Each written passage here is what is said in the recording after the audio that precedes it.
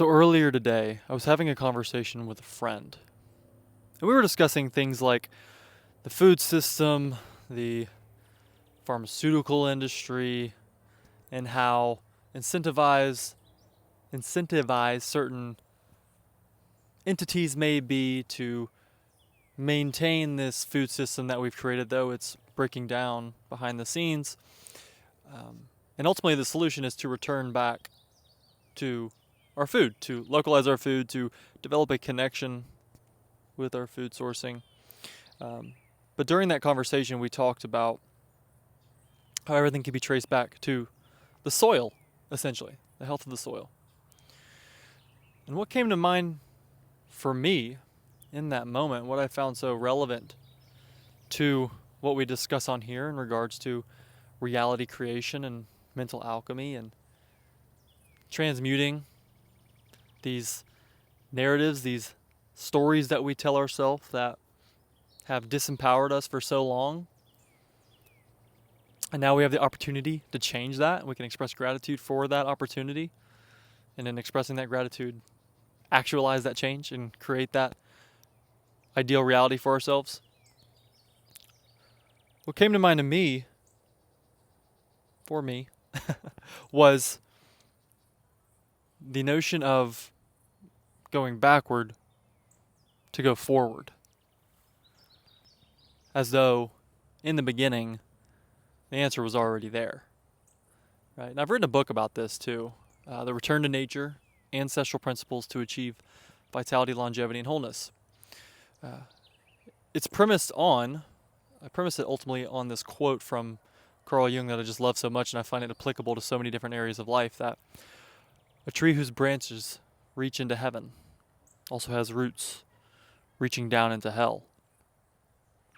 So what does that mean? We've discussed that in relation to shadow integration, to the recognition of past stories that no longer serve us, so that way we can create the stories, embody the stories that we do want to live by, materialize the things, the circumstances, the relationships, the finances, the health and vitality we do want to materialize.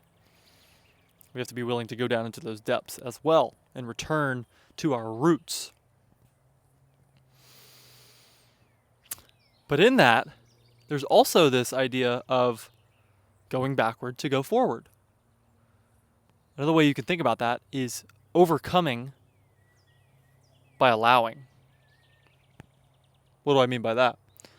Allowing yourself to think the thoughts, to feel the feelings, to take the actions in accordance with that ideal version of yourself right here in the present moment. To bring that vision into the now and allow it to be so now. Allow that to be true for yourself now. And in allowing, you in effect overcome what you're facing. I'll say that again. In allowing yourself to experience that reality now, in surrendering to it, that is the means by which you alchemize, you transmute where you're currently at. That's the means by which you take a body, a physiology that may feel like it's fighting against you, and you reorient that to experience more health, to experience consistent energy, to experience improved digestion, improving your muscle gain, your fat loss. Okay, it's the means by which when you allow yourself to be that loving, caring, nurturing, compassionate partner, and you just let go of the extraneous, you let go of the untrue narratives, that's the means by which you start to experiencing more of that love, that compassion, that communication in your relationships, because you realize you're already that version of yourself now.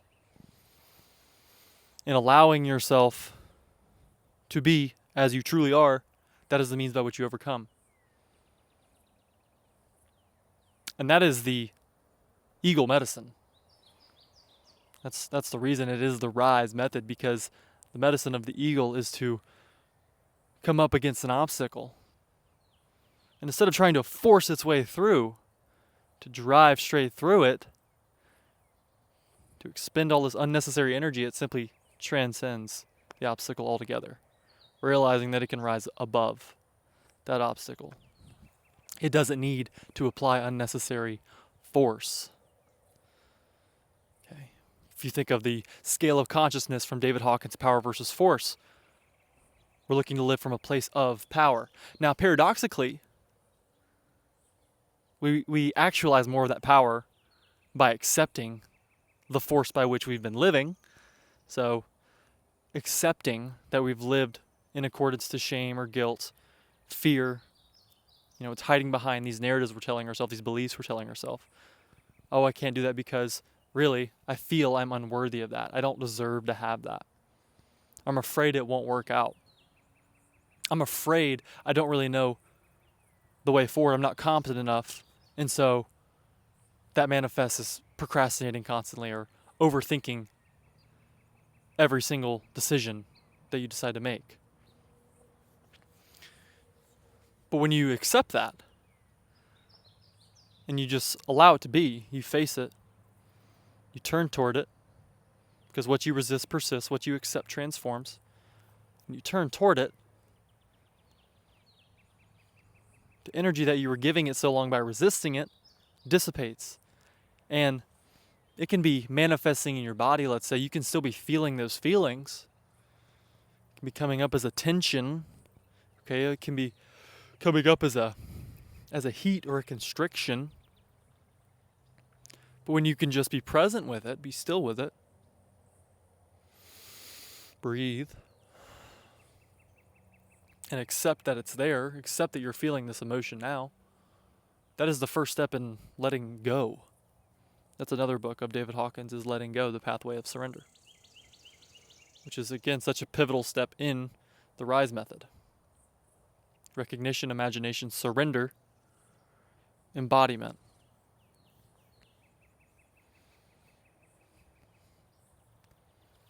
So overcoming through allowing. Allowing what? Allowing your vision to be the true reality now. That there's simply just a time lag between what you envision for yourself and what's currently manifesting around you. And so long as you keep your vision focused, you keep your consciousness, your imagination in that place. And not only just keep it in that place, but to embody that state now, to live from that place now, to be that more clear-headed, more confident, more resourceful, more compassionate version of yourself. The version of yourself that makes healthy choices, that takes action in accordance to what you imagine a healthier version of yourself does. One that's at ease and energetic in their body, playful. That's the means by which you overcome all of this resistance you're currently facing. And you can drop the resistance. You can drop it. You can let go. Let go to flow. Let go and flow.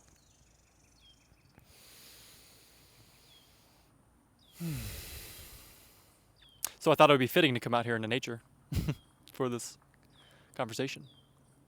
The return to nature. The nature of who you truly are. Who you are naturally. That is the version of yourself you're desiring to be. I know at first it can seem so backwards and so counterintuitive. That's the point, in a sense. It's paradoxical. That's the whole point of it.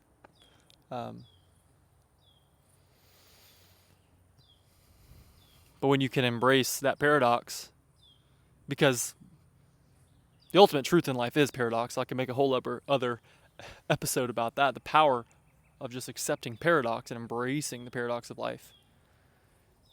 How there can be two simultaneous truths at once. Right? For example, the paradox of accepting yourself just as you are now, accepting the end now, just being that person now, all the while still moving in the world, still taking action. You need both. You need aligned action. Aligned action. Okay, you're doing from the being. It's both. It's the yin and the yang. Masculine and the feminine, wedded into one. Both are real, but both are separate as well.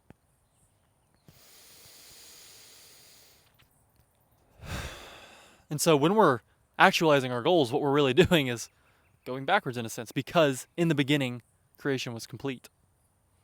In the beginning, creation was complete. The work was finished.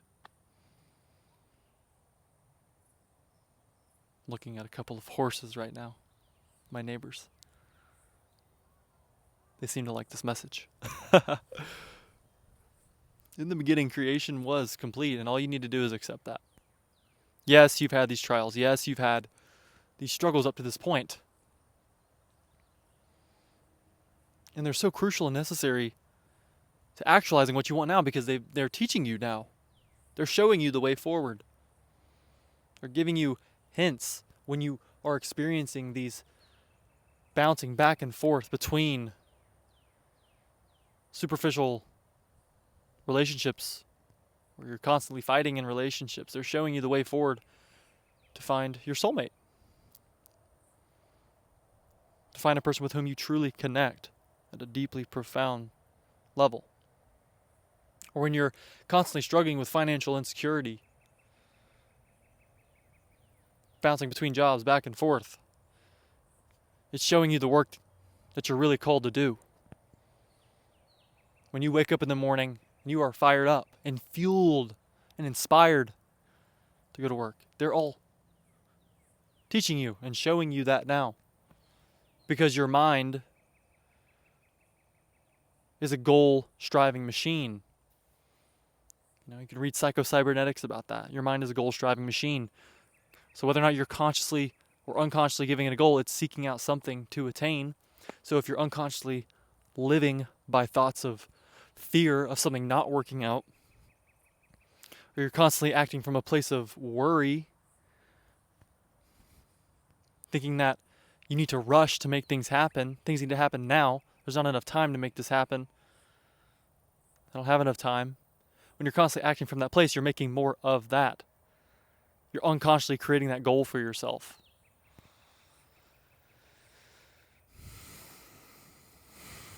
Because your mind is a goal-striving machine.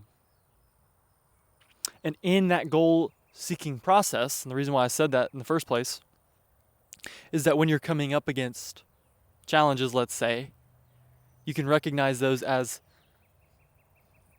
course correction mechanisms. So as you're going out, as you're setting that end state for yourself, that goal for yourself, and you're living from that now, you're going to go through life, and inevitably these resistances are going to come up.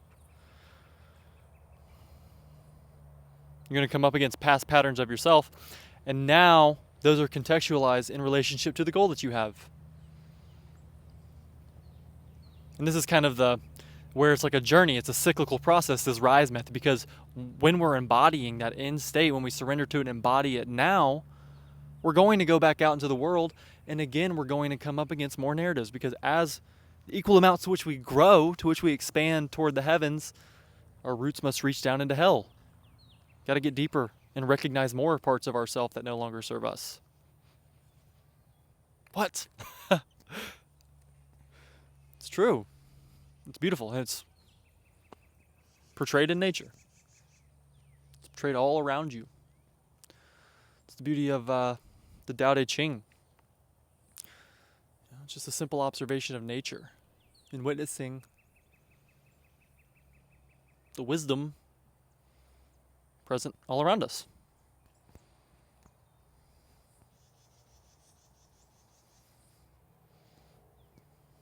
Returning to nature. Turning to the source of who you truly are. The source of all life. Your awareness of being. You can call that God. You can call that infinite intelligence. Okay. Because that same power that created all of this created you and gave you this awareness of who you are, and that based on the thoughts you're telling yourself on a regular basis, the thoughts you are identifying with on a regular basis, rather, the beliefs with which you identify on a regular basis, and the beliefs you focus on a regular basis, that creates your reality. You are a creator made in the image of the Creator. It says that in the Bible. Made in the image of God. We are made in the image of God. And God is that creative life force within each and every one of us.